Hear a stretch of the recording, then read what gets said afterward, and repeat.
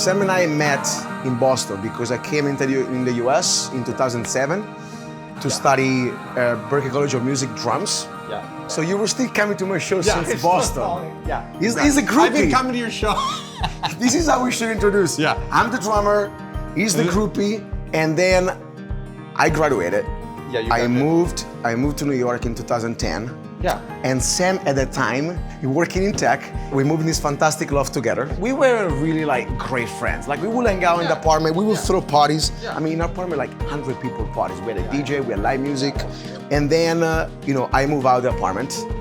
Like we kind of lost touch. As a musician, I was doing other kind of jobs. I was doing catering, high-end events, bartender at the Met Gala. Yeah. And the idea came when I was stuck in an apartment with 2 Italian scientists during a snowstorm, but we cooked the crap out of it. Like for 3 days, we made gnocchi, we made lasagna, we made polenta, we made tiramisu, and then people living in the neighborhood were coming over to eat. Then I was like, wait a minute, this is what I should do. I should just like bring this experience to the Americans, but with a New York City twist. I'm gonna do pasta making classes with like burlesque. The first one was like actually in Seoul at Click. It was a gnocchi event. It was fantastic. It was sold out.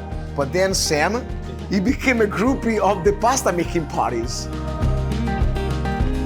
I was working in tech. I had been really focusing on growing and advancing my career in technology. It was more about the lifestyle and the stability more than it was about like the actual work. But I made great friends. I learned a lot.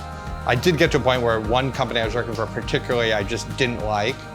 I had been to a couple of the pasta classes. And you were like, Andrea, I think you have something going on and this can be amazing. And I want to help you out to expand in the corporate world. I had been to, 1,000 team building events in my 6 or 7 years. They were either like you'd go to these happy hours and you would just stand with the 3 or 4 people that you know, or they were like super structured, over the top, like relay races or like, just something that was really corny. When I went to the pasta events, I was like, these are perfect because everyone likes doing it. There's a team building component, but at the end of the day, it's just a party where people hang out, but you're actually interacting with people that you don't normally interact with. So I said to Andrea, I'm gonna start selling them. I'm just gonna use like my tech selling strategy and see if we could, make this work. And I was like, yeah, sure. Yeah, whatever. Yeah, whatever. Just do whatever you want. I was like a poor musician. Yeah. I didn't care. I was like, just do whatever. Make me make pasta. Yeah. Force me. Actually, Sam came up with a name. Let me tell you this. Sam came up with the name of EVÈNTO. Let's talk about the name of EVÈNTO. Yeah. I would literally go on Google Translate and Google like, what does plate mean in Italian? What does cooking mean in Italian? What does together mean in it? What does community? And it was always like, piatto, mangiamo. Yeah, all cheesy words. Yeah, all these like hard to words. And then I was just looking for that word that like looked English and Italian. And when I put in the word event, I remember putting in event and then just seeing on the other side of the translation, EVÈNTO. And I was like, that's the word. That's the O word I'm looking for. And then I remember we spent like $500 building out a Squarespace website. And we built the website, and then one day I was on the train home from work, and I got like, somebody actually filled out a form on our website from WeWork, and I was like, you were so excited. I got so excited, I got off the train on the wrong stop.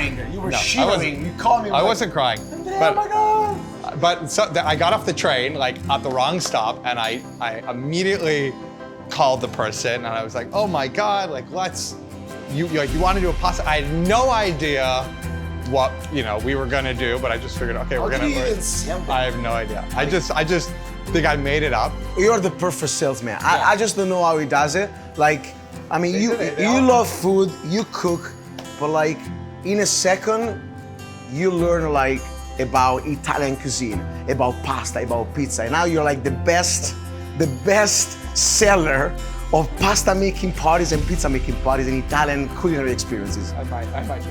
Yeah, no, you're the best. I remember I went over to the event and I saw everyone smiling and thanking us, and I was like, oh my God, this is like, I actually got to sell something that I felt proud of and was passionate about.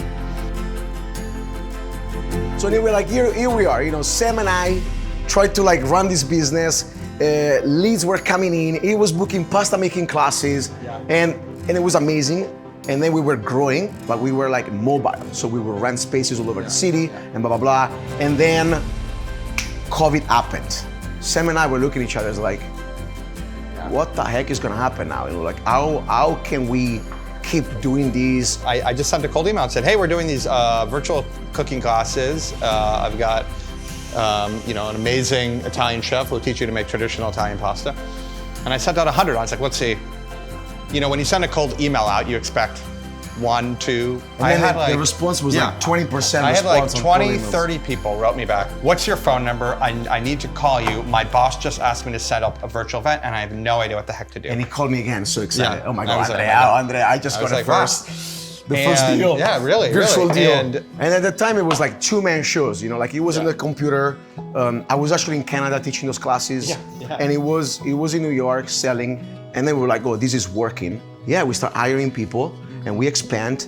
When we could count Google and Meta and Spotify and LinkedIn and Salesforce, tech companies and banks, Bank of America, Cisco, as Andrea said, as some of our repeat clients. Right out, like that's what you dream of when you're starting a company, is to get these larger accounts. And we were getting them like right off the bat. So. And to me it was mind blowing. I would never expect like whatever I started to turn into this like amazing company that we have now. I was like, wow, this is great.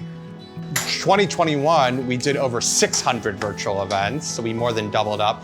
And then 2022 was a pivotal year because we transitioned for the first time doing in-person and virtual at the same time. So figuring out the in-person was like another task. So at first, what we started doing is I just built a network of people who owned event spaces in New York City, and those we were rotating. Yeah, we were just bopping around. Whenever we would get a client request, I would call 5 different event venues to see who was available, and then I would pitch that one to the client. And that worked for a little bit, but it's phenomenally expensive to rent on a case-by-case basis to rent event space in New York City. But we got to a point where we took out a more long-term lease when we knew we had the demand. And in 2023, we've already done almost double the amount of in-person events just halfway through the year as we did all of last year. And we've expanded to not only doing private events, but we do public events. And we're doing collaborations with DJs and artists and photographers, and just making these pasta parties that have an element that are really unique to EVÈNTO. We get to do something where really people come together and they enjoy spending time together, and we're building those connections, whether it's online or in person. Having human interactions. Nothing brings people together like food. So you're not scared that like AI is gonna take over and we're gonna lose business because of AI? We are in the one business that AI cannot kick us out of. Seeing like our team growing, like we have beautiful pasta teachers, we have beautiful cooks from all over the world. Of course, we have Italians, we have people from Mexico, people from Colombia. We're being like a fantastic team that loves to work together. And everybody that comes to our event are like, oh my God, Andrea, your team is amazing. Yeah. Like, I love, like, it's such a, when I come in, it's such a fresh air, it's loose, but it's at the same time, it's organized. Like, people are having a blast. And they're speaking French and Italian and Spanish and English. It's really like an environment that's, diverse and unique, and that's really important to us. And there's, people of all kinds of backgrounds. Yesterday we had a quick conversation. Where do we see EVÈNTO in the next year, in the next 2 years, the next 3 years? But then we were like, okay, Andrea, we should take the time to really think of how blessed we are. Sometimes to sit back is we built something amazing. We should be so proud of it and grateful, because you never know.